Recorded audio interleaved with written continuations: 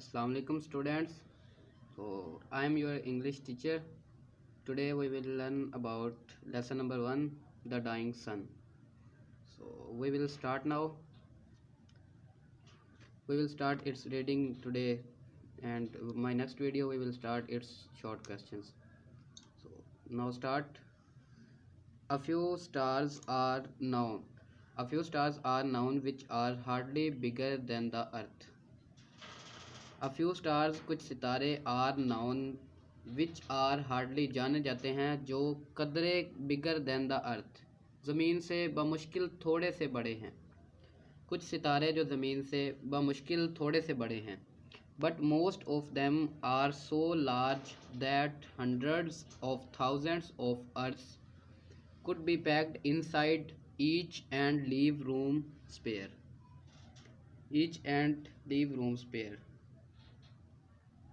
मगर इनमें से अक्सर तो इतने बड़े हैं कि हर एक के अंदर हज़ारों ज़मीनें रखी जाएं तो फिर भी खाली जगह बच जाएगी। इसमें मतलब वो ये बता रहा है कि जो ज़मीन है वो काफ़ी छोटी है सितारों की मतलब निस्बत से।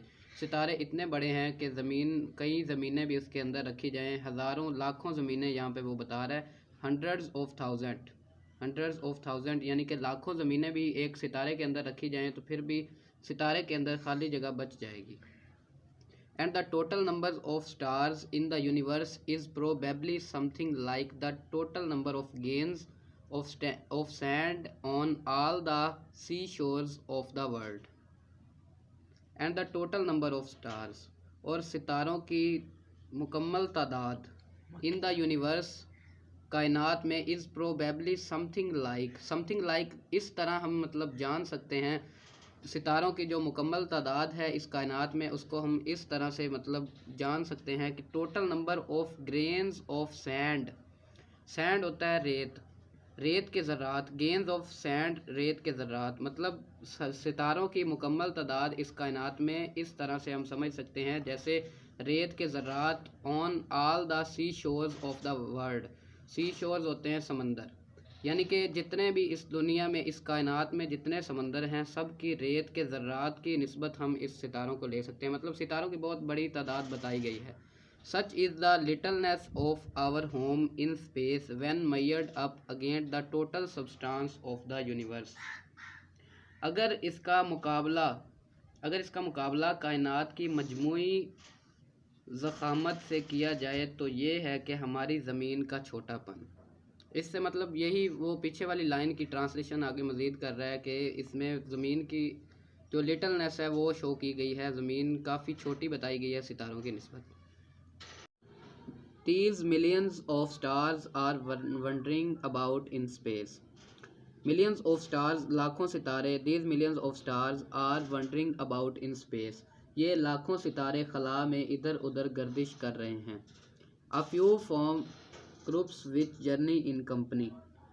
चंद इनमें से चंद एक ग्रोह बनाते हैं और इकट्ठे सफ़र करते हैं।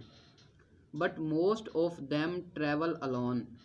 लेकिन ज़्यादातर but most of them travels alone, लेकिन इनमें से अक्सर ज़्यादातर अकेले सफ़र करते हैं या तन्हा सफ़र करते हैं। And they travel through a universe so immense that it is very rare most stress दे रहा है, काफ़ी ज़्यादा स्ट्रेस दे रहा है। Immense that it is very rare event indeed for one star to come anywhere near to another. मगर ये बहुत ही शाज़ है कि कहीं किसी सितारे का किसी दूसरे सितारे के करीब आने का वाक़या पेश आए। मतलब वो ये बता रहा है कि ये बहुत मुश्किल बात है, बहुत ही नामुमकिन होने जैसी बात है कि एक सितारा किसी दूसरे सितारे के करीब आए। यूनिवर्स के बहुत ज़्यादा बड़े होने की ये बात वाज़ह की जा रही है। उसके बाद आगे चलते हैं। For the most part each star makes it's voyage in complete loneliness अकेलापन, क्योंकि हर सितारा अपने सफ़र का ज़्यादातर हिस्सा खाली समंदर में चलने वाले जहाज़ की तरह मुकम्मल तौर पर तन्हाई में तय करता है।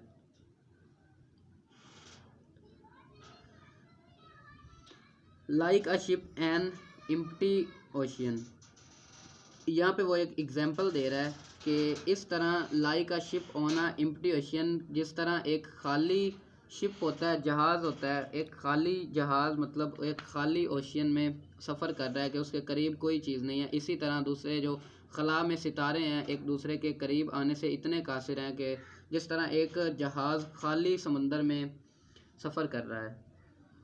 In a scale model in which the stars are ship, the average ship will be well over 1,000,000 miles from its nearest neighbor। ठीक है, अ मॉडल मतलब कि एक मॉडल जिसमें सितारों को जहाज़ फ़र्ज़ कर लें। एग्जांपल दे रहा है, मैंने पहले भी बताया कि एक मॉडल जिसमें सितारों को जहाज़ फ़र्ज़ कर लें। हर जहाज़ का अपने करीब तरीन जहाज़ से औसत फासला 1,000,000 यानी कि 10 लाख मील से भी ज़्यादा ऊपर होगा।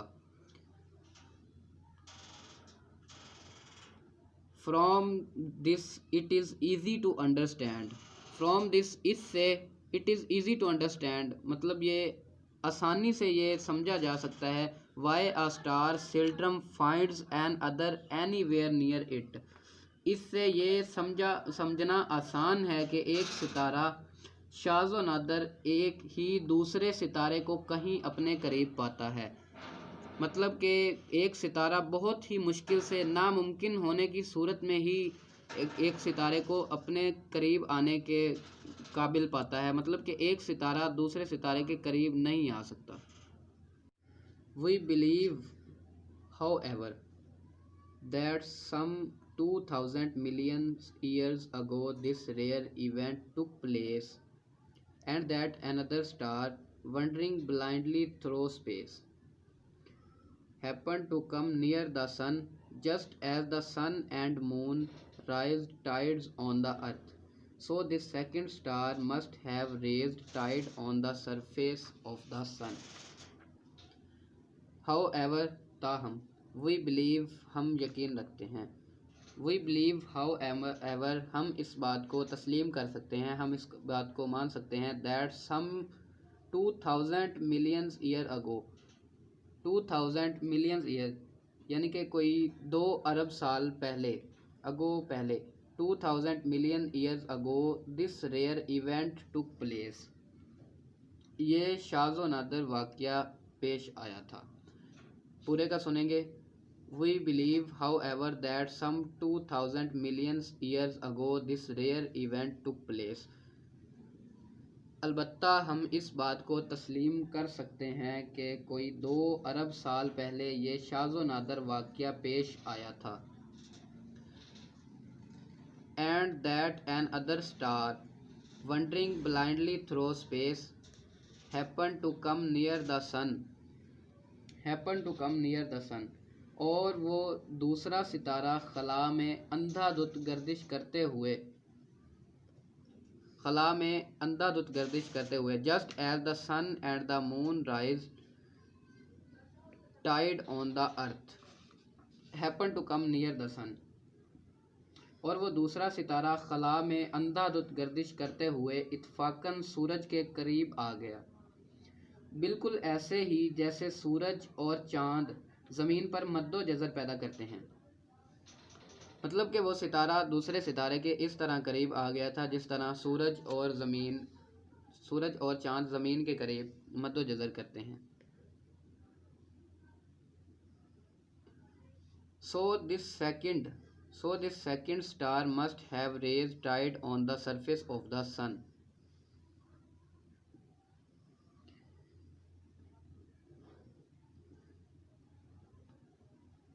इस दूसरे सितारे ने भी सूरज की सतह पर लहरें पैदा की थी। So this second star, इस दूसरे सितारे ने, must have raised पैदा करना, must have raised tides होता है लहरें, must have raised tides on the surface of the sun, सूरज की सतह पर, सरफेस सतह ऑफ द सन, सूरज की सतह पर, यानी कि इस दूसरे सितारे ने भी सूरज की सतह पर लहरें पैदा की थी। We believed, however, that some 2000 million years ago this rare event took place and that another star wandering blindly through space happened to come near the sun just as the sun and moon raised tide on the earth, so the second star must have raised tide on the surface of the sun. अलबत्ता हम इस बात को तस्लीम करते हैं कि कोई 2 अरब साल पहले ये शाज़ो नादर वाक़या पेश आया था और वो दूसरा सितारा खला में अंधाधुंध गर्दिश करते हुए इत्तफ़ाक़न सूरज के करीब आ गया था, बिल्कुल ऐसे ही जैसे सूरज और चाँद ज़मीन पर मद्दोजज़र पैदा करते हैं। इस दूसरे सितारे ने भी सूरज की सतह पर लहरें पैदा की थीं। But they would be very different from the little tides which the small mass of the moon raised in our ocean. मगर इन छोटी लहरों, but they would be very different, लेकिन ये इनसे बहुत मुख्तलिफ है, from the little tides, छोटी लहरों से, which the small mass of the moon rises in our ocean. मगर ये इन छोटी लहरों से बहुत मुख्तलिफ होंगी जो चाँद की छोटी मादी जिसामत हमारे समंदरों पर पैदा करती है। An immense tidal waves must have travelled. An immense tidal wave must have travelled over the surface of the sun. मद्दोजज़र की एक बड़ी लहर ज़रूर सूरज की सतह पर गुजरी होगी। सरफेस ऑफ द सन, सूरज की सतह पर। At last forming a mountain so high that we can hardly imagine it. आखिरकार इसने सूरज के मादे को बैरूनी जानिब खींच कर एक इतना पहाड़ बनाया होगा जिसका बामुश्किल तसव्वुर कर सकते हैं। हार्डली इमेजिन, बामुश्किल तसव्वुर।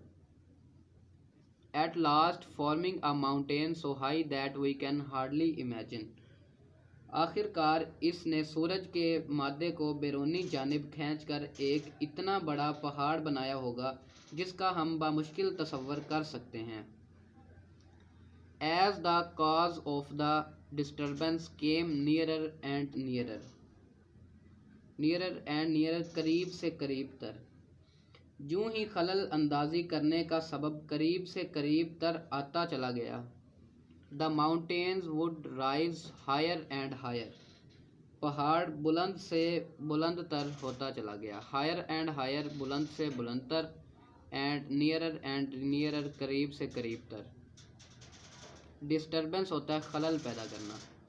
काज वजह बनती है। As the cause of the disturbance came nearer and nearer the mountain would rise higher and higher, पहाड़ बुलंद से बुलंदतर होता गया। And before the second star became to move away again. And before the second star became to move away again, और इससे पहले कि दूसरा सितारा दोबारा दूर जाने के लिए हरकत शुरू करता, दूर जाने के लिए, परे जाने के लिए हरकत शुरू करता। Its tidal pull had become so powerful that this mountain was torn to pieces and threw off small parts of itself into space. इसकी मद्दोजज़र का खिंचाव इस कदर पुरजोर हो गया। सो पावरफुल, बहुत ज़्यादा पावर को शो किया जा रहा है। सो पावरफुल, इस कदर पुरजोर हो गया कि इस पहाड़ के टुकड़े टुकड़े कर दिए। Small parts of itself, torn into pieces, torn तोड़ दिया, इनटू पीसेस टुकड़ों में, इसके टुकड़े टुकड़े कर दिए और इसके छोटे छोटे अज्जा को खला में बिखेर दिया। इसके छोटे छोटे अज्जा को खला में बिखेर दिया। These small pieces have been going round the sun ever since. ये छोटे छोटे टुकड़े इस वक़्त से लेकर अब तक सूरज के गिर्द चक्कर लगा रहे हैं। स्मॉल पीसेस, छोटे टुकड़े, have been going round, round चक्कर लगाना, राउंड द सन, सूरज के गिर्द, एवर सिंस, अब तक, उस वक़्त से लेकर अब तक सूरज के गिर्द चक्कर लगा रहे हैं। दे आर द प्लैनेट्स, वो सियारे हैं। दे आर द प्लैनेट्स, वो सियारे हैं। ग्रेट एंड स्मॉल, बड़े और छोटे, वो बड़े और छोटे सितारे हैं। Of which our earth is one, इनमें से हमारी ज़मीन भी एक सियारा है। पूरे का सुनेंगे। They are the planets great and small of which our earth is one, ये छोटे और बड़े सियारे हैं, हमारी ज़मीन भी उनमें से एक है। The sun and the other stars we see in the sky are all extremely hot. Extremely hot, it means that बहुत ज़्यादा गर्म। सूरज और दूसरे सितारे जिन्हें हम आसमान पर देखते हैं इंतहाई गर्म हैं। The sun and the other stars, सूरज और दूसरे सितारे we see in the sky, हम आसमान में जिन्हें देखते हैं, are all extremely hot, तमाम बहुत ज़्यादा गर्म हैं। far too hot for life to exist on them, इतने शदीद गर्म के इन पर ज़िंदगी का वजूद कायम नहीं रह सकता, मतलब कि इन पर ज़िंदगी मुमकिन नहीं। so also no doubt were the pieces of the sun when they were first thrown off,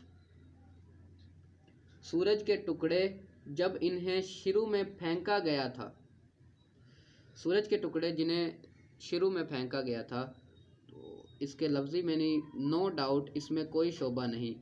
were the pieces of the sun when they were first thrown off, जो वो पहली दफ़ा फेंके गए थे। Gradually they became cooler until now they have very little heat of their own left, their warmth coming almost entirely from the radiation which the sun pour down on them, मतलब कि ये जो सूरज के टुकड़े, ये जो टुकड़े थे सूरज के पहले जब सबसे पहले फेंके गए बहुत ज़्यादा गर्म थे, लेकिन आहिस्ता आहिस्ता वो ठंडे होते गए, उनकी अपनी गर्मी बहुत ज़्यादा कम होती गई। ट्रांसलेशन सुनेंगे। जब इन्हें शुरू में फेंका गया था बिला शोबा इस तरह गर्म थे, बतदरीज वो ठंडे होते चले गए, यहाँ तक कि अब इनमें अपनी थोड़ी सी गर्मी बाकी है, अपनी थोड़ी सी गर्मी बाकी है। इनकी तकरीबन सारी की सारी हरारत अशात हरारत से आ रही है। In course of time one of these cooling piece gave birth of life,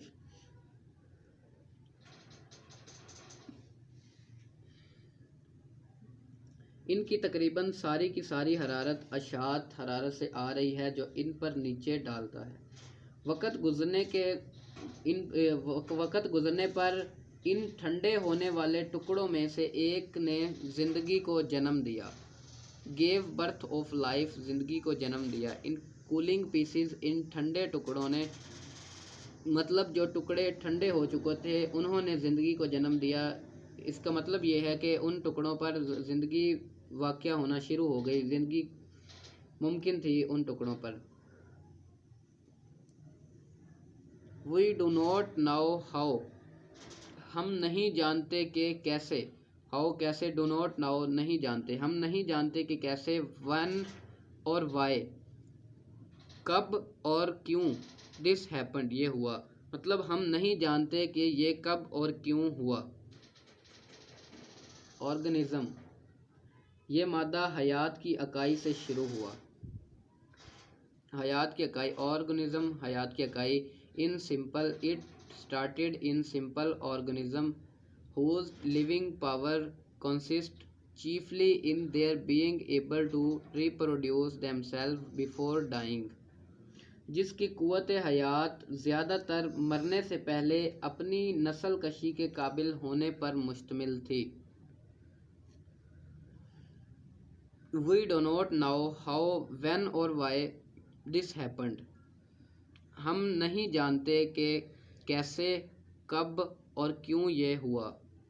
It started in simple organism whose living power consists chiefly in their being able to reproduce themselves before dying। हम नहीं जानते कि ये कब, कैसे और क्यों वाक़या हुआ। ये मादा हयात की इकाई से शुरू हुआ जिसकी क़ुव्वत हयात ज़्यादातर मरने से पहले अपनी नस्ल कशी के काबिल होने पर मुश्तमिल थी। But from these humble beginnings came a stream of life which but from these humble होता है हकीर। But from these humble beginnings came a stream नदी को कहते हैं, नदी या चश्मे को, of which life ज़िंदगी का एक चश्मा जिसमें growing ever more and more complex, more and more complex हम कह सकते हैं कि ज़्यादा से ज़्यादा पेचीदा, कम्प्लेक्स पेचीदा को कह सकते हैं। More and more complex has in the end produced beings whose lives are largely centred in their feelings and ambitions. Feelings जज्बात को कह सकते हैं, एम्बिशन इसमें आ जाता है एहसासात। देयर सेंस ऑफ ब्यूटी ज़ौक़ जमालियत को कहते हैं। Feelings and ambitions their sense of beauty यानी कि इनके एहसासात, जज्बात, इनके ज़ौक़ जमालियत। एंड देयर रिलीजन और इनके मज़ाहब, in which lie their highest hopes and noble desires. Noble desire होता है नेक ख्वाहिशात, नोबल नेक को कहते हैं, डिज़ायर्स ख्वाहिशात, एंड हाईएस्ट होप्स बुलंद उम्मीदें। and their religions in which lies their highest hopes and noble desires, जिनमें इनकी बुलंद उम्मीदें, नेक ख्वाहिशात से वाबस्ता।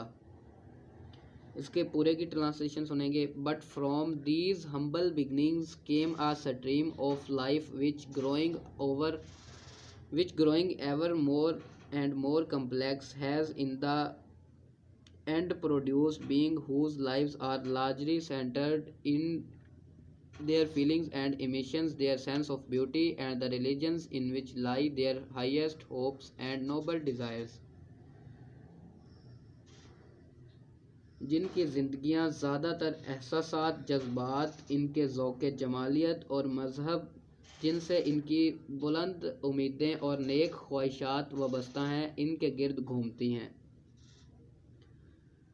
But from these humble beginning, मगर इनकी मामूली इब्तदा ज़िंदगी के इस सिलसिला से चल निकली जो ज़्यादा से ज़्यादा पेचीदा होता चला गया, जिसने आखिर में ऐसी अनवाह ज़िंदगी पैदा कर दी जिनकी ज़िंदगियाँ ज़्यादातर एहसासात और जज्बात, इनके ज़ौक़ जमालियत और मज़ाहब, जिनसे इनकी बुलंद उम्मीदें और नेक ख्वाहिशात से वाबस्ता हैं, इनके गिर्द घूमती हैं। Although we cannot speak with any certainty, it seems most likely that the human race came into experience in some such way as this. Although we cannot speak, अगरचे हम यकीनन इसे नहीं कह सकते। Although we cannot speak with any certainly होता है surely या confidence कह सकते हैं, मतलब कि यकीनन। It seems most likely इम्कान होता है, probably कह सकते हैं। That the human race इंसानी नस्ल को कहा जाता है। That the human race came into existence वजूद को कहते हैं, in some such way as this। पूरे का ट्रांसलेशन सुनेंगे। अगरचे हम यकीन से नहीं कह सकते, मगर सबसे ज़्यादा इम्कान यही नज़र आता है कि इंसानी नस्ल ऐसे ही किसी तरीके से मार्ज़ वजूद में आई है। Standing on our little grain of sand रेत को कहते हैं। Standing of our little grain of sand, we try to discover दरियाफ्त करना, we try to discover the nature and the purpose of the universe which surrounds our home in space and time. इसमें nature कहते हैं असलियत को, किसी चीज़ का असल वजूद, एंड द पर्पस मकसद कहते हैं, and the purpose home in space and time, ज़मान व मकान कह सकते हैं इसे। The nature and the purpose of the universe which surrounds घिरा हुआ कहते हैं, our home in space and time. पूरे की ट्रांसलेशन। हम अपने इस छोटे से रेत के ज़र्रे, यहाँ पर वो ज़मीन को वाज़िया कर रहा है, ज़मीन की मौजूदगी को कह रहा है कि ज़मीन दूसरे सियारों के मकसद मतलब इतनी छोटी सी है कि हम इसे एक रेत का ज़र्रा कह सकते हैं। रेत के ज़र्रे की मानद ज़मीन को बता रहा है। हम अपने इस छोटे से रेत के ज़र्रे पर खड़े होकर कुदरत और कायनात का मकसद दरियाफ्त करने की कोशिश करते हैं, जो खला और इस वक्त में हमारे घर के इर्द गिर्द फैली हुई है। Universe which surrounds our home in space and time, हमारे घर और स्पेस के साथ, खला के साथ गिरी हुई है। आवर फर्स्ट फीलिंग एहसास को कह सकते हैं। आवर फर्स्ट फीलिंग, हमारा पहला एहसास, इज़ समथिंग लाइक फेयर, एक डर की तरह है। हमारा पहला एहसास खौफ की किस्म की कोई चीज़ है। वी फाइंड द यूनिवर्स फ्राइटिंग होता है डरा हुआ, डरा देने वाली चीज़। फेयरफुल कह सकते हैं, अलार्मिंग कह सकते हैं, डरावनी चीज़। Our first feeling is something like fear, we find the universe frightening because of its immense distance which we do not understand, frightening because of the spreads of time so great that we cannot imagine them, making the whole of human history so very small in comparison, frightening। इसमें वो बता रहा है कि हम कायनात को इसके लामतनाही फासला, लामतनाही कह सकते हैं, लामहदूद फासला, यानी कि जिस फासले को हम मैयर नहीं कर सकते, माप नहीं सकते, मतलब कायनात की पैमाइश नहीं की जा सकती। हम कायनात को इसके लामतनाही फासले के सबब खौफ ज़दा कर देने वाली पाते हैं। मतलब कि कायनात इतनी बड़ी है, इसमें दुनिया छोटी सी है, ज़मीन हमारी बिल्कुल छोटी सी है, तो इस लिहाज से कि ये बहुत एक डरावनी शक्ल बन जाती है, बहुत ज़्यादा फासले वाली और कोई चीज़ें इसमें मौजूद नहीं है, इतनी ज़्यादा जितना इसमें फ़ासला दिया गया है। तो इसमें खौफ के सबब खौफ ज़दा कर देने वाली बातें हैं जिन्हें हम समझ नहीं सकते। वक़्त के वसी फैलाव के सबब भी खौफ ज़दा करने वाली है और जिसका हम तसव्वुर नहीं कर सकते, जिसके मुकाबले में तारीख़ इंसानी का कुल अरसा ही बहुत ही मुख्तसर है। मतलब कि अगर एक इंसान की मुकम्मल ज़िंदगी लग जाए, इतना ज़्यादा अरसा लग जाए, तो फिर भी वो कायनात के वसी फैलाव और इसके खौफज़दा होने की वजह और ये इस सब चीज़ों को नहीं जान सकता, इसके ना ही फासले को जान सकता है, ना इसकी लंबाई को जान सकता है। पूरे का सुनेंगे। Although we cannot speak with any certainty, it seems most likely that the human race came into existence in some such way as this. Standing on our little grain of sand, we try to discover the nature and the purpose of the universe which surrounded our home in space and time. Our first feeling is something like fear. We find the universe frightening because of its immense distance which we do not understand, frightening because of the spread of time so great that we cannot imagine them, making the whole of human history so very small in comparison, frightening। Comparison कह सकते हैं कि मुकाबले को, मतलब contrast किसी चीज़ के साथ होना, तो ये मुकाबले के मतलब मीनिंग में आता है। ट्रांसलेशन पूरे की सुनेंगे। अगरचे हम यकीन से नहीं कह सकते, मगर सबसे ज़्यादा इम्कान यही नज़र आता है कि इंसानी नस्ल ऐसे ही किसी तरीके से मार्ज़ वजूद में आई थी। हम अपने इस छोटे से रेत के ज़र्रे, यानी ज़मीन की बात हो रही है, हम अपने इस छोटे से रेत के ज़र्रे पर खड़े होकर कुदरत और कायनात का मकसद दरियाफ्त करने की कोशिश करते हैं, जो खला और वक़्त में हमारे घर के इर्द गिर्द फैली हुई है। यहाँ पर वो हमारे घर से ज़मीन को इमेजिन कर रहा है, मतलब ज़मीन की मानद, घर की मानद एक ज़मीन को ले रहा है कि और खला और वक़्त में हमारे घर यानी ज़मीन के इर्द गिर्द फैली हुई थी। हमारा पहला एहसास तो खौफ की किस्म की कोई चीज़ है। हम कायनात को इसकी लामहदूद फासले, हम कायनात को इसके लामतनाही फासले के सबब खौफ ज़दा कर देने वाली पाते हैं जिन्हें हम समझ नहीं सकते। मतलब हम कायनात के इस लामतनाही फासले को मैयर नहीं कर सकते, इसको हम समझ नहीं सकते, इंसानी समझ सोच से बाहर है। वक़्त के वसी फैलाव का सबब भी खौफज़दा कर देने वाली है, जिसका हम तसव्वुर नहीं कर सकते, जिसके मुकाबले में तारीख़ इंसानी का कुल अरसा भी मुख्तसर है। Because of our extreme loneliness and because of the littleness of our home in space, because of our extreme को तन्हाई बोलते हैं, इंतहाई बोलते हैं, मतलब absolute, because of our extreme loneliness and because of the littleness of our home in space, बिल्कुल तन्हाई के सबब भी खौफज़दा करती है और खला में हमारे घर का छोटापन भी खौफज़दा करता है। इसमें वो ये बता रहे हैं कि मतलब ज़मीन का बहुत छोटापन, जो खला के लिहाज से तो ज़मीन एक बहुत छोटी चीज़ है ना, जिस तरह रेत के ज़र्रात होते हैं, एक समंदर के पर रेत पड़ी है तो वो एक अगर उसका ज़र्रा उठा लें तो जिस तरह वो एक छोटी चीज़ होगी ना, इस तरह मतलब ज़मीन जो है वो खला में इतनी छोटी मतलब बयान की गई है। तो एक तो इसका छोटापन होना भी बहुत खौफज़दा करता है इंसानों को, तो ये चीज़ बयान की गई है। उसके बाद a millionth part of a grain of sand out of all the sea sand in the world, a millionth बोलते हैं 10 लाखवां, a millionth 10 लाखवां part of a grain of sand out of all the sea sand in the world, जैसे सारी समुद्री रेत के मुकाबले में रेत के एक ज़र्रे का 10 लाखवां हिस्सा होता है। वही पहले वाली बात बयान कर रहे हैं आगे मज़ीद के मतलब रेत पड़ी हुई है तो उसके मतलब एक ज़र्रे का 10 लाखवां हिस्सा लें तो इस तरह मतलब हमारी ज़मीन की जो बनावट को बयान किया गया है कि खला के लिहाज से इतना छोटा साइज़ है इसका। But above all the elves we find the universe frightening को हम फेयरफुल बोल सकते हैं, टेरिफाइंग बोल सकते हैं, अलार्मिंग बोल सकते हैं, मतलब डरावनी चीज़। Frightening, the universe frightening because we cannot find any sign that life like our own exists anywhere in it except on the earth। exist बोलते हैं वजूद को, साइन अलामत होती है, और except अलावा को बोलते हैं, मतलब किसी चीज़ के अलावा किसी दूसरी चीज़ को हम बयान करें तो उसके लिए हम except का वर्ड यूज़ करते हैं।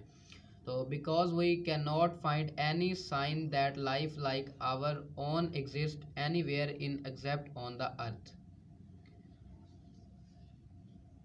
ज़मीन के अलावा मतलब कि मगर दूसरे तमाम असबाब से बढ़कर कायनात खौफज़दा करने का सबब ये है कि ज़मीन के अलावा कहीं भी ज़िंदगी के आसार ऐसे नहीं पाए गए, मतलब कि दुनिया के बाकी जितने भी ज़मीन के अलावा कायनात के सितारे जितने भी हैं उन पर ज़िंदगी वाक़या नहीं है, मतलब ज़िंदगी बहुत सितारे बहुत ज़्यादा गर्म हैं जिस वजह से उन पर ज़िंदगी मुमकिन नहीं है, तो ज़मीन ही एक ऐसा सियारा है जिस पर ज़िंदगी मुमकिन है। तो ये एक चीज़ भी इसकी डरावनी है कि मतलब कायनात की बाकी तमाम चीज़ों में ये चीज़ नहीं है, तो इस तरह डरावनी है इस लिहाज से भी।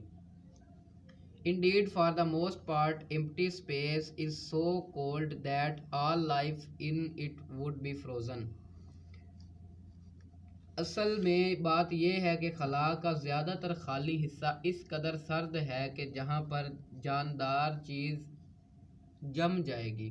फ्रोज़न मतलब जमना, बर्फ़ का जमना, जिस तरह इस वाज़ेह किया गया है कि खला का ज़्यादातर खाली हिस्सा इस कदर सर्द है कि जहाँ पर जानदार चीज़ जम जाएगी। दोबारा पूरे की ट्रांसलेशन सुनेंगे स्टार्ट से। Because of our extreme loneliness and because of the littleness of our home in space, a millionth part of grain of sand out of all the sea sand in the world, but above all in the earth we find the universe frightening because we cannot find any sign that life like our own exists anywhere in it except on the earth। Indeed, for the most part, empty space is so cold that all life in it would be frozen। पूरे की translation सुनेंगे। बिल्कुल तन्हाई के सबब भी खौफज़दा करती है और खला में हमारे घर का छोटापन भी खौफज़दा करता है।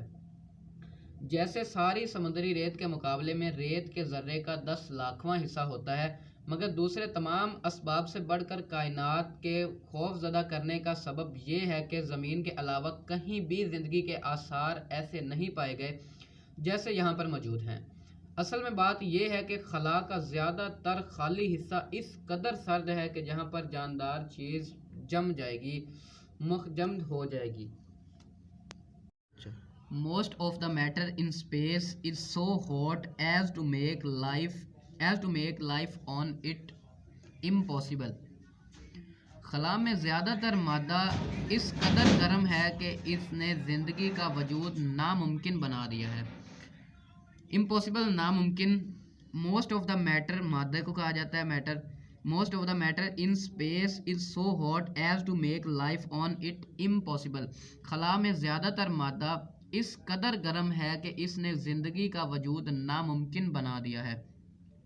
Life does not seem to have any part in the plane of the universe which produced our planetary system.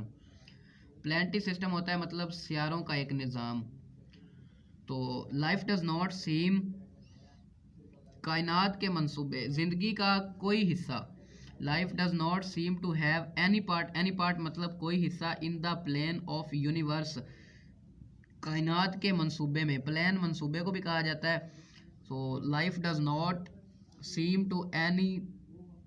To have any part in the plane of the universe which produced our planetary system.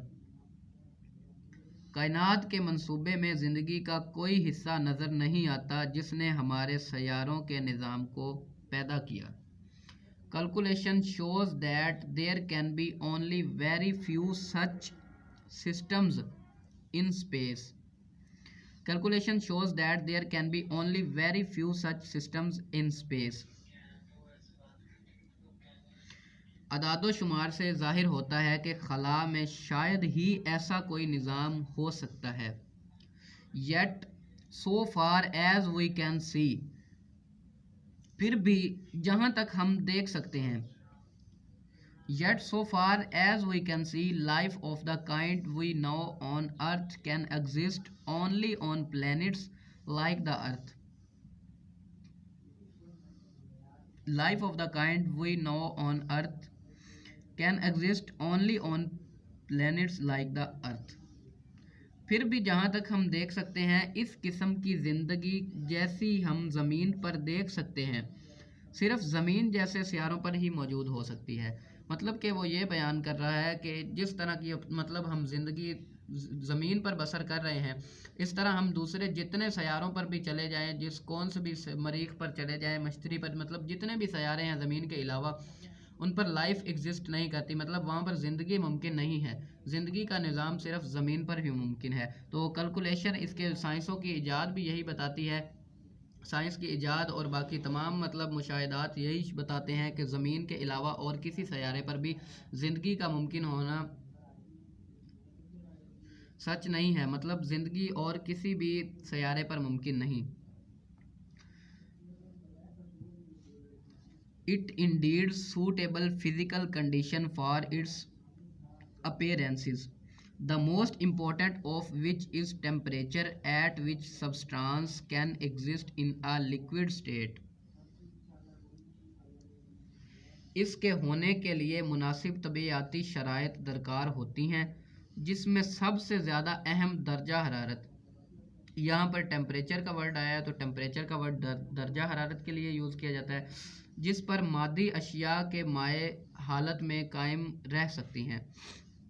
यहाँ पर मतलब इससे जिस पर मादी अशिया माए हालत में कायम रह सकती हैं, मतलब वो ये कह रहे हैं कि इस पे ज़मीन के अलावा दूसरे सयारों पर टेम्परेचर इतना हाई होता है, हाई लेवल टेम्परेचर होता है कि जिस पर मादी हालात यानी कि सब्सटेंस जितनी भी दूसरी चीज़ें हैं वो सिर्फ लिक्विड हालत में रह सकती हैं, मतलब पानी की शक्ल में रह सकती हैं, वो अपनी ठोस शक्ल में नहीं रह सकती, क्योंकि गर्मी हरारत की वजह से तमाम चीज़ें पिघल जाती हैं। The most important of which in a temperature at which substance can exist in a liquid state, जिसमें सबसे ज़्यादा अहम दर्जा हरारत है जिसमें मादी अशिया माए हालत में कायम रह सकती हैं। स्टार्ट से सुनेंगे पूरे का। Most of the matter in space is so hot as to make life on it impossible.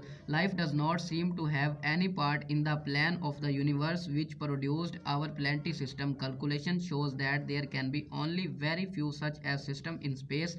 Yet so far as we can see, life of the kind we know on the earth can exist only on planets like the earth. It indeed suitable physical condition for its appearance, the most important of which it is temperature at which substance can exist in a liquid state.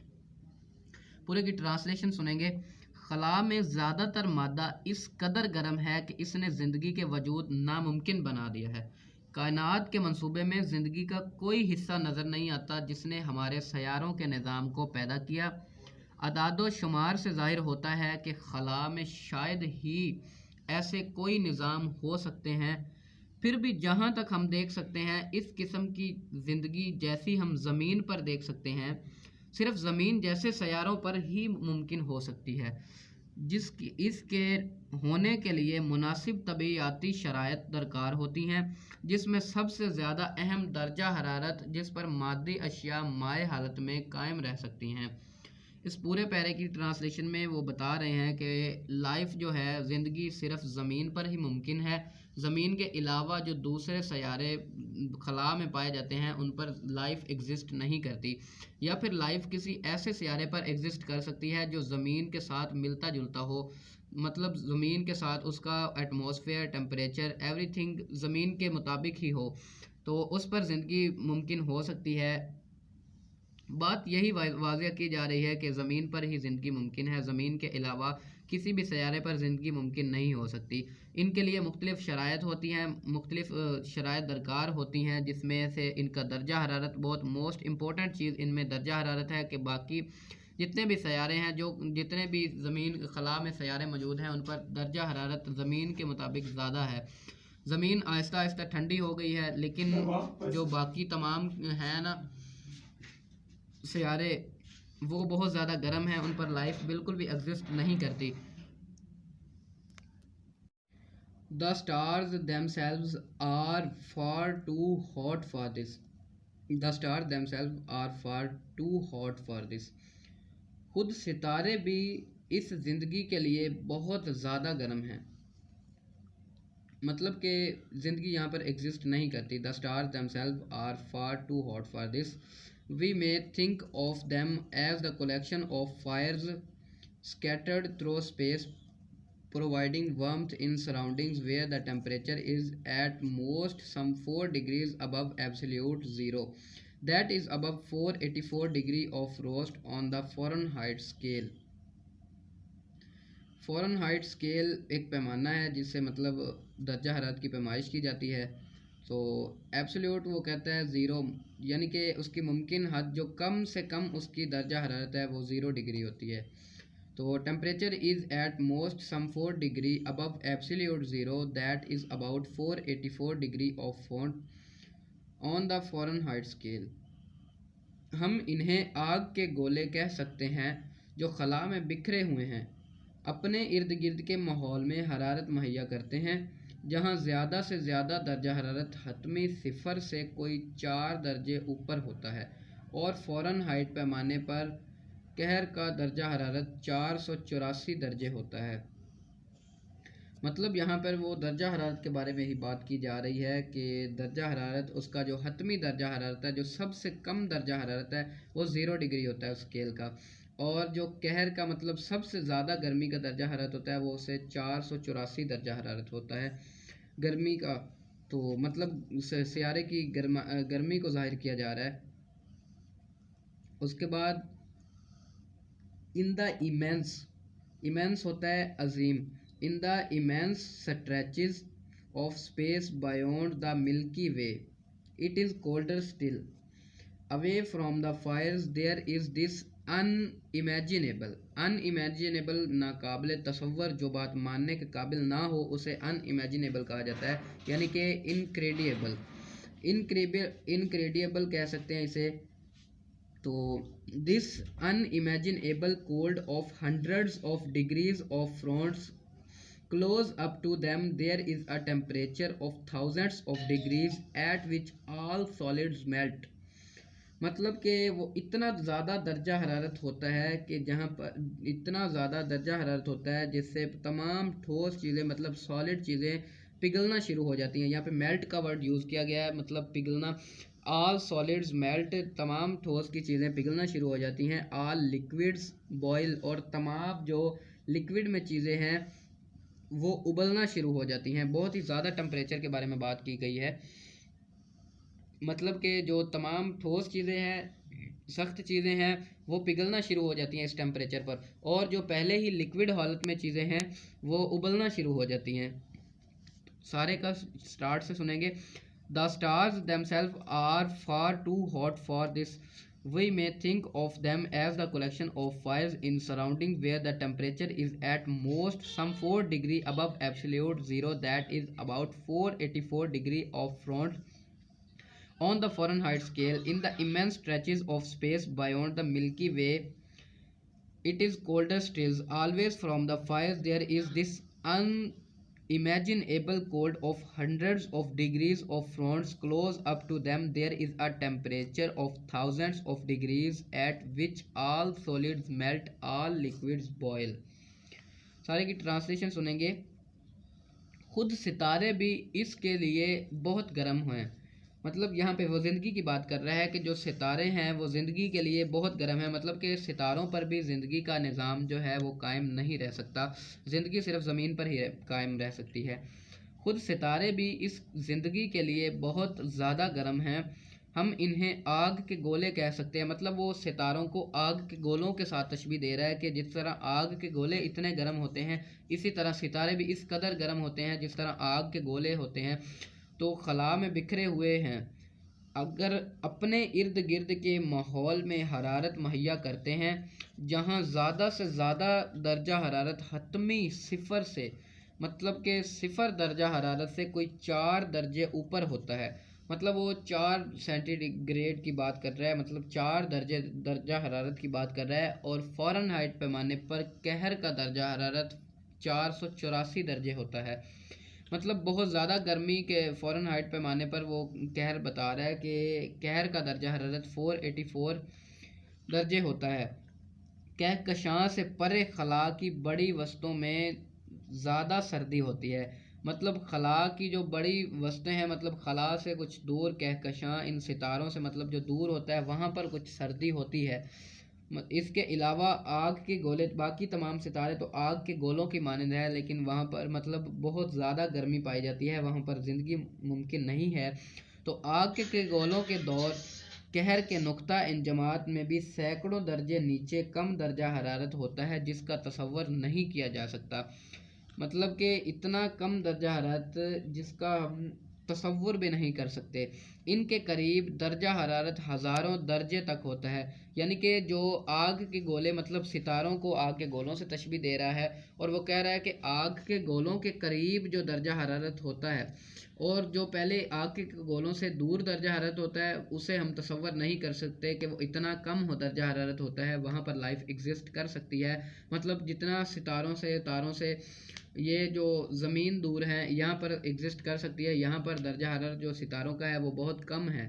लेकिन जो सितारों के करीब सैयारे हैं और बाकी खला में जो बाकी अशिया हैं उन पर मतलब लाइफ एग्जिस्ट नहीं करती, वहाँ पर दर्जा हरारत बहुत ज़्यादा पाया जाता है। तो इनके करीब दर्जा हरारत हज़ारों दर्जे तक होता है। मतलब सितारों के करीब तो हज़ारों दर्जा हरारत होता है, और जो कहर है वो सिर्फ 484 दर्जे पर पड़ रहा है। मतलब 484 दर्जे पर कहर पड़ रहा है, तो हज़ारों दर्जा हरारत पर ज़िंदगी कैसे मुमकिन हो सकती है। जिस दर्जा हरारत पर ठोस अशिया पिघल जाती हैं और मायात उबलने लगते हैं। मतलब कि इतना ज़्यादा दर्जा हरारत हो जाता है कि वहाँ पर कोई भी अगर ठोस चीज़ वहाँ पर रखी जाए तो वो पिघल जाएगी, और अगर कोई पिघली हुई चीज़, कोई पहले ही माए हालत में कोई चीज़ रखी जाए तो वो उबलना शुरू हो जाएगी, उसका दर्जा हरारत इतना बढ़ जाएगा। तो जो ज़मीन, जो सियारों से, सितारों से मतलब दूर अशिया पाई जाती हैं उनका दर्जा हरारत तो कम होता है। जिस तरह ज़मीन नज़दीक है तो इसका दर्जा हरारत कम है सितारों के नज़दीक जो अशिया पाई जाती हैं उनके मुतबादिल। तो यहाँ पर ज़मीन पर ज़िंदगी मुमकिन है, लेकिन सितारों के करीब जो सियारे हैं उन पर ज़िंदगी मुमकिन नहीं, उन पर गर्मी बहुत ज़्यादा होती है, दर्जा हरारत हज़ारों में नुक्ता अंजमात पर होता है। तो इस तरह ठोस अशिया पिघल जाती हैं और मायात उबलने लगते हैं। इस तरह ज़िंदगी वहाँ पर मुमकिन नहीं है, ज़िंदगी सिर्फ ज़मीन पर ही मुमकिन है। Life can exist only in a narrow belt. surrounding each of these fires at a certain distance where the temperature is neither too hot nor too cold। यहाँ पर वो बयान कर रहा है कि जो लाइफ है, जो ज़िंदगी का वजूद है, वो सिर्फ उन एक छोटी सी मतलब तंग सी, नैरो का वर्ड उसने यूज़ किया, मतलब बहुत ही तंग पट्टी की तरह ले लें, जिसके इर्द गिर्द मतलब जिसके इर्द गिर्द सराउंडिंग का वर्ड है, तो जिसके इर्द गिर्द फायर्स आग के गोले हैं चारों तरफ, और एक फासले पर वेयर द टेम्परेचर, जहाँ पर मतलब टेम्परेचर उसका ना तो हॉट है ज़्यादा, neither too hot nor too cold, ना ही उसका टेम्परेचर बहुत ज़्यादा गर्म है और ना ही उसका टेम्परेचर बहुत ज़्यादा ठंडा है। तो उस सियारे पर ज़िंदगी एग्जिस्ट करती है, लाइफ का वजूद जो वहाँ पर मुमकिन है। इसकी ट्रांसलेशन सुनेंगे।